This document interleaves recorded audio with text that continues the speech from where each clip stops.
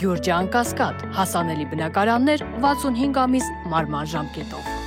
Ադրբեջանի հետ պետք է խոսել միայն պատժի լեզվով։ Ամերիկյան կոնգրեսն է քննության առել մարդու իրավունքների իրավիճակը Ադրբեջանում COP29-ից հետո։ Բանախոսները փաստեր են դրել կոնգրեսի սեղանին, ներկայացրել Ադրբեջանի հանցագործությունները Արցախի ժողովրդի նկատմամբ, բռնություն ու էթնիկ զտում, նաև դաժան վերաբերմունք Բաքվում պահվող հայերի նկատմամբ։ Բոլոր մասնակիցներն են կոչ արել Ամերիկայի վարչակազմին եւ կոնգրեսին պատժամիջոցներ կիրառել Ադրբեջանի պաշտոնյաների նկատմամբ։ Respectfully urge the US Congress Կոչ եմ անում ԱՄՆ կոնգրեսին թիրախավորված պատժամիջոցներ կիրառել այդ զանգվածային դաժանությունների համար պատասխանատու բոլոր անհատների եւ Ադրբեջանի պաշտոնյաների դեմ։ Բեգլարյանն այստեղ առաջարկել է դադարեցնել Ադրբեջանին ցանկացած տեսակի ռազմական օգնության տրամադրումը, Ադրբեջանին հատկացվող ցանկացած տեսակի ԱՄՆ օգնություն պայմանավորել մարդու իրավունքների չափելի բարելավումներով, ներառյալ հայ պատանդների ազատ արձակումով։ Ռուբեն Վարդանյանի միջազգային փաստաբան Ջարեդ Գենսերն էլ նկատել է, որ բռնապետերը երբեք իրենց հոժար կամքով գերիների ազատ չեն արձակի, ուստի կարևորել է թե Ամերիկայի նոր վարչակազմի, թե կոնգրեսի, թե ժողովրդավարության ու մարդու իրավունքների պաշտպանության հարցերի մտահոգ բոլոր կազմակերպությունների համատեղ ջանքերը Ալիևի ռեժիմին հստակ ցույց տալու, որ կլինեն իրական ու լուրջ հետևանքներ։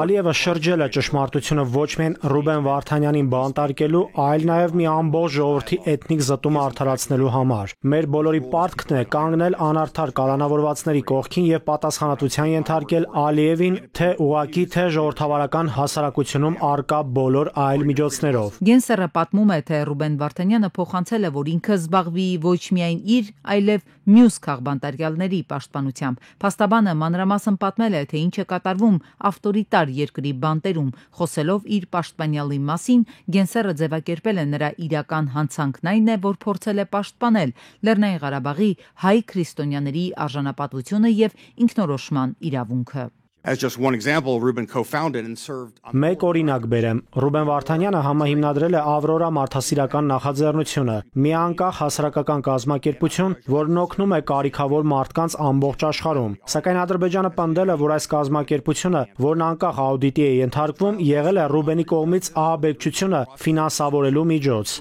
Բաքվում ընթացող դատերը Ալիևի բարբարոսության վառ արտահայտությունն են։ Ամերիկայի Միացյալ Նահանգների կոնգրեսում փաստել են հանուն մարդու իրավունքների պաշտպանության պետք է օր առաջ ճնշել բռնապետին։ Նիկոլ Փաշինյանը շատ է տպավորված Էստոնիայի պետական կառավարման համակարգով, ասում է, այդ երկրում իրականացվող ծրագրերը պլանավորվում են 6 ամսից 1 տարի առաջ։ Իսկ Հայաստանում Փաշինյանի խոսքով որոշումները կառավարություն են բերվում 2 շաբաթ առաջ։ Մենք ուզում ենք այսօր պլանավորենք 6 ամսվա պլան, այսօր ընդունում ենք, որ 6 ամսից պետքա իրականացնենք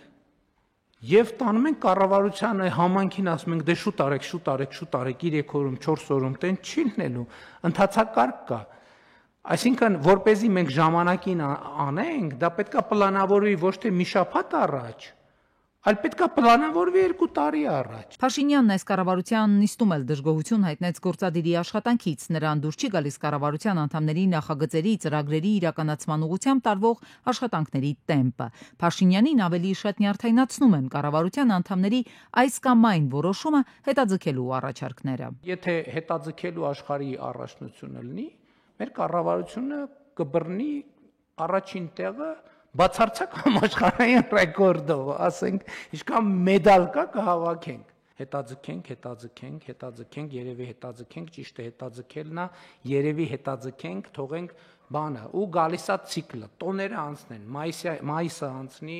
ամառը անցնի, սփխեչը անցնի, զատիկը անցնի, Սուրբ Ծնունդը անցնի, Նոր տարին անցնի, պրոբլեմն է, որ եւ սփխեչը եւ զատիկը եւ նույնիսկ Նոր տարին ամեն տարի կա։ Ամեն տարի հասկանում եք ու հետեւաբար ընդ որում տարին ամեն սեզոնին մենք ունենք այնպես մի հատ հետաձգելու բան։ Հարգելի գործընկերներ, ես ասում եմ, չի հետաձգվելու ոչ մի բան, չի հետաձգվելու։ Բացարձակապես այս պահին ինչ ուժի մեջ է ոչ մի բան, այլևս ոչ մի հետաձգում։ Որ նախարարը եկավ ասեց հետաձգենք, ավելի լավ է հրաժարականի դիմում գրի։ Ասում եմ ամենայն լրջությամբ։ Փաշինյանը հայտնեց, թե շարունակում են լավարկել համընդհանուր հայտարարագրման հետ կապված գործընթացները։ Պետք է ուղիղ ասեմ, որ Այո, նաև մենք էլ ենք սրտնեղում, որ ինչու այս նրբությունները ի սկզբանե չենք նկատում, բայց նաև օբյեկտիվորեն երբ որ նայում ես եւ նաև այս համոզմունքը իմ մոտ առաջացել է Էստոնիա կատարած այցից հետո, որ միևնույն է այդ բանաձևը ինքը ճշգրիտ է, որ ցանկացած բարեփոխում պետք է գնա իր խնդրին հանդիպի, որպեսզի այդ խնդրը լուծի։ Արդեն 37737 քաղաքացի լրացրել է համընդհանուր հայտարարագիրը, նրանցից 17000-ը պետք է ստանա սոցիալական կրեդիտ, իսկ 16671-ն արդեն պետական բյուջեից ստացել է 1 միլիարդ 482 միլիոն դրամի հասնող սոցիալական կրեդիտ։ Երևանի նոր վարչական շրջանի 105 մանկապարտեզն է, որն այսպես կոչված վերանորոգումից հետո քանդվում է։ Բլոգեր, ակտիվիստը եւ Երևանի ավականու Մայր Հայաստան խմբակցությունից է նահազանգում ցուցադրում, թե ինչպես է քանդվում քաղաքապետարանի վերջերս վերանորոգված պարտեզը։ Եկեք գնանք այս խայտարակությունը տեսնենք միասին։ Շենայք, արդեն քանդվում է։ Հալավ հետո մարդ եղեք։ Ավականու անդամը ցուցադրում է նաև ձեռքի տակ եղած պայմանագիրը, որը կնքված է 2023-ի ապրիլին։ Նկատում աշխատանքները պետք է ավարտված լինեին 550 օրում։ Անենք մեկի գլխին չընկնի։ Այսինքն ձեր գլխին պետք է տա։ Որ հասկանաք։ Տեսանյութից շատ չանցած կրքերը թեժացան, բլոգերը հրապարակեց իր եւ նոր վարչական շրջանի ղեկավարի միջև տեղի ունեցած սպառնալիքներով ու հայհոյանքներով լի վիճաբանության ձայնագրությունը։ Վեճը ծագել էր այն բանից հետո, երբ ակտիվիստը ահազանգել էր համայնքում մանկապարտեզի անորակ շինարարության մասին։ Ավելի ուշ այս մասին խոսեց նաև Երևանի քաղաքապետը, Չախոյանի բարձրաձայնումները մեծ սուտ որակեց։ Մանկապարտեզի մասին է խոսքը, որ քաղաքապետարանը դեռևս չի ընդունել, այո, այդտեղ կան խնդիրներ, Երևանի քաղաքապետարանի շին բարեկարգման վարչությունը դեռևս գումարը չի վճարել ամբողջությամբ եւ այդ խնդիրների լուծման ճանապարհը շինարարին, տեղ հսկողին եւ մնացածին աշխատացնում է։ Ինչ անում է Երևանի Իրավիճակն ավելի սրվեց, երբ ակտիվիստ բլոգերը մանկապարտեզի եւ խաղահրապարակի կառուցման թեմայով ցանկացավ հանդիպել թաղապետի հետ։ Թաղապետարանի աշխատակիցներն արգելեցին եւ նրանց միջև ծեծկռտուք սկսվեց։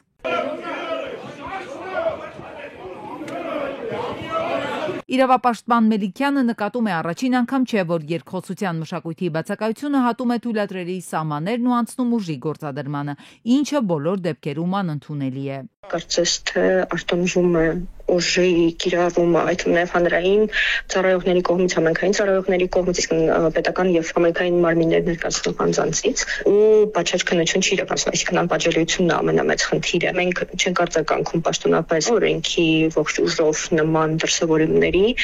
սա նշանակում է, որ հաջորդիվել է ընդունելի լինելու։ Թե ինչ հանգուցալուծում կստանա խնդիրը եւ ինչ զարգացումներ կունենա միջադեպը դեռ պարզ չէ։ Սրան զուգահեռ քաղաքացիները շարունակում են բոյկոտել եւ հրապարակել տեսանյութեր, ցուցադրելով Երևանի անորակ շինարարության պատկերը։ Փոքր եւ միջին ձեռնարկատերերը բողոքի ակցիային իրականացրել ազգային ժողովի դիմաց։ Նրանք բողոքել են շրջանառության հարկից, որը հունվարի 1-ից 5%-ի փոխարեն դարձել է 10%։ Ասում են հույսը վերջում է մահանում։ Բոլորին հանդիպել ենք, ասել ենք ինչ է կատարվում, հետևանքը ինչ կլինի, բայց մեզ չեն լսել։ Բողոքի ակցիայի ժամանակ լրագրողների հետ զրույցում ասել է Անհատ Ձեռներեցը։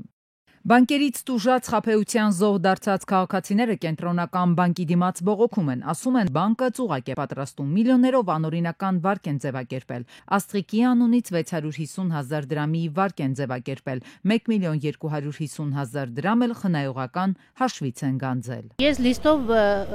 հապրանք էի վաճառում, ինձ գրեցին ու փոստային հղում ուղարկեցին, որ դրա միջոցով գնա, ես այնտեղ լրացրել եմ իմ քարտի տվյալները եւ բանկից մի հատ կոդ։ Անմիջապես որ մտել եմ, տեսել եմ հաշվից հետ ոչ մի բան չի կատարվում, տնից դուրս եմ եկել այդ պահին, 5 րոպե հետո ինձ SMS եկավ, որ ձեր վարկը հաստատված է։ Վարկը հաստատող բանկից էլի պատասխան ասում են տվյալները դուք եք տրամադրել, պատասխանատվությունը ձերն է։ Մեկ այլ քաղաքացու էլ բանկից զանգել տեղեկացրել են, որ իր անունից հայտ է ներկայացվել, հարցրել արդյոք դա ինքն է։ Բացասական պատասխան ստանալով ասել են, որ կչեղարկեն, բայց միևնույն է վարկը հաստատել են։ Ինչքան էլ ասում են լինքերը մի անցեք, բայց այս վերջերս ինձ եկել է բանկից հղում, ես ոչ անցել եմ, ոչ գնացել եմ, ասում սա ինչ կայքով եք դուք ուղարկել, այսինքն ամեն անգամ տարբեր կայքերով ուղարկում եք քաղաքացին Հայաստանի ինչ կարգի գրագիտություն պիտի ունենա, որ տարբերի սա ձեր հղումն է, ի վերջո, թե զեղծարարի ուղարկած։ Քննչական կոմիտեն տուժող կողմ ճանաչել է բանկերին, հիմնավորելով, որ զեղծարարը գումարը գողացել է բանկից, իսկ քաղաքացիներն այս գործում ուղղակի վկաներ են։ Նոտարական հրամաններ են տալիս քաղաքացիներին, որ այդ հրամանները քաղաքացիները ստանում են իրենց էլեկտրոնային փոստերին։ Կան քաղաքացիներ, որ էլեկտրոնային փոստերը հաճախ չեն էլ ստուգում անգամ, բայց նոտարի տված հրամանին պետքա պատասխանեն 20-օրյա ժամկետում։ Եթե 20 օրյա ժամկետում քաղաքացին չի պատասխանում նոտարին, հետևաբար նոտարն ընդունում է, որ քաղաքացին վեճ չունի եւ համաձայն է եւ միանգամից գործերը գնում են հարկադիր։ Կենտրոնական բանկի օրենքով սահմանված պարտավորությունների տիրույթում է վերահսկել առևտրային բանկերին, մինչդեռ իրենք էլ իրենց գործառույթը չեն կատարում, դժգոհում են քաղաքացիները։ Նրանք դատախազություն են գնացել ու դիմում ներկայացրել։ Ռուսաստանի բախտը բերել է, որ իր ղեկավարը Վլադիմիր Պուտինն է։ Այս մասին հայտնել է Դմիտրի Պեսկովը գիտելիք կրթական մարաթոնին ելույթ ունենալու ժամանակ։ Պուտինը մեր երկրի նախագահն է եւ մեր բախտը բերել է, որ նա է մեր երկրի նախագահը։ Վերջինս հավելել է, որ Պուտինի բոլոր որոշումները կապված Ուկրաինայում հատուկ գործողության հետ ճիշտ են եւ ռուսների պարտքն է հաղթել։ Ռուսաստանի Դաշնությունը հարվածել է Ուկրաինային ավելի քան 100 անօդաչու թռչող սարքով, Տելեգրամի անալիքում գրել է Զելենսկին։ Նա մանրամասնել է, որ այս շաբաթվա ընթացքում Ռուսաստանի Դաշնությունը կիրառել է 375 հարվածային անօդաչու, որից 190-ը շահեդներ։ Խարկովում հարվածների հետևանքով վիրավորվել է 45 մարդ, այդ թվում 2 երեխա։ Դնեպրում ցավոք 1 մարդ զոհվել է, ասել է Ուկրաինայի նախագահը։ 33 տրիլիոն դոլար պարտք ունեցող Միացյալ Նահանգները այլևս անկարող է իրեն թույլ տալ սուբսիդավորել եվրոպական անվտանգությունը։ Սպիտակ տան ազգային անվտանգության հարցերի խորհրդական Մայքլ Ուոլթսը հայտարարելով այս մասին նաև պարզաբանել է, որ Ամերիկան այլևս չի կարող իրեն թույլ տալ սուբսիդավորել ՆԱՏՕ-ի իր դաշնակիցներին, որ Ուկրաինայի պաշտպանությունն այսուհետև պետք է լինի եվրոպացիների առաջնորդության ներքո։ Ուոլթսը ընդգծել է եվրոպական երկրները իրենց արդար բաժինը պետք է ունենան հավաքական անվտանգության հարցում։ Ապրիլի 29-ին ողբերգական վթար է տեղի ունեցել Սյունիքի մարզում։ Գորիս Հարթաշեն ճանապարհին բախվել են Lexus, Renault եւ VAZ 21021-ը։ 1 հոգի տեղում մահացել է, 2-ը մարմնական վնասվածքներով տեղափոխվել են Գորիս բժշկական կենտրոն։ Օպերատիվորեն ժամանել են փրկարարության Գորիսի Շեջ փրկարարական ջոկատի փրկարարները, ոստիկանության բարեկային ծառայության Սյունիքի մարզի գումարտակի 2-րդ վաշտի առաջին դասակի բարեկները։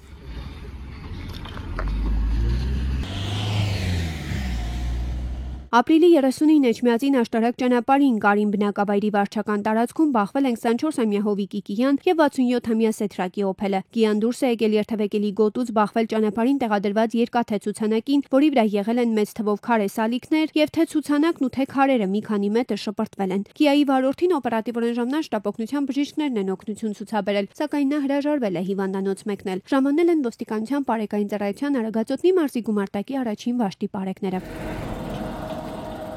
Դեպքի մասին տեղեկությունը փոխանցվել է Հայաստանի քննչական կոմիտեի Արագածոտնի մարզային քննչական վարչություն։ Ապրիլի 30-ին Սասունցի Դավիթ Բելինսկու փողոցների խաչմերուկում էլ բախվել են Նիսանը եւ 2 օփել։ Օփելներից մեկն ու Նիսանը ունեցել են ճակատային բախում, իսկ մյուս օփելը բախումից հետո կոտրել է երթևեկությունը կարգավորող լուսակետն ու հայտնվել մայթին։ 3 հոգի, որոնց առաջին օգնության են հասել քաղաքացիներն ու օպերատիվորեն ժամանած Երևանի շտապօգնության բժիշկների հերթապահ խմբերը, տեղափոխվել են Էրեբունի բժշկական կենտրոն։ Օպերատիվ են գործել փրկարար ծառայության Երևանի թիվ 3-րդ Շեջ փրկարարական ջոկատի փրկարարները, ոստիկանության բարեկային ծառայության Երևան քաղաքի գնդի 3-րդ գումարտակի 3-րդ վաշտի բարեկները։ Բժիշկները վիրավորներին միջև հիվանդանոցներ տեղափոխել է, տեղում առաջին բուժօգնություն են ցուցաբերել։ Որոնողական աշխատանքները շարունակել են հատվածում։